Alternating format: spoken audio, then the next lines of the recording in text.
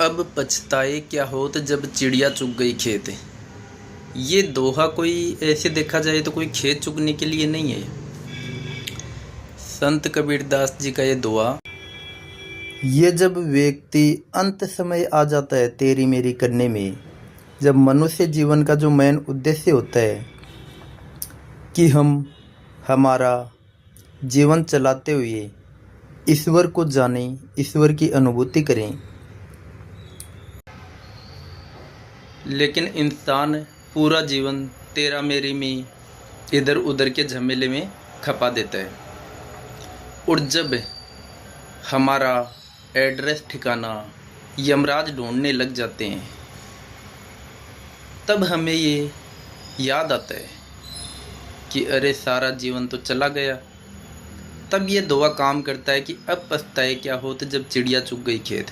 तब व्यक्ति के पास कोई उपाय नहीं रहता है, समय नहीं रहता है और कुछ समझ नहीं रहता है। इसलिए गुरुदेव कहते हैं कि मनुष्य जीवन का मेन उद्देश्य ईश्वर प्राप्ति है, जो समर्पण ध्यान योग से बहुत आसान है और लाखों लोग कर भी रहे हैं। लेकिन हमें उससे जुड़ने के लिए अपने अंदर इतना होना ज़रूरी है कि हमारा जीवन का जो मेन उद्देश्य क्या है। जब व्यक्ति अंत समय में अगर ईश्वर की प्राप्ति करना भी चाहे तो एकदम मुश्किल है, क्योंकि तब हमारा नई शरीर साथ देता है, नई मन साथ देता है और नई हमारा वातावरण साथ देता है। क्योंकि हमें वो अनुभव ही नहीं है। तो समर्पण ध्यान योग एक अनुभूति का मार्ग है। आज के समय में बहुत ही सरल है, लाखों लोग कर रहे हैं। कई स्कूलों में शुरुआत से चालू हो रहा है और स्कूलों में भी बच्चों को अनुभूति हुई है।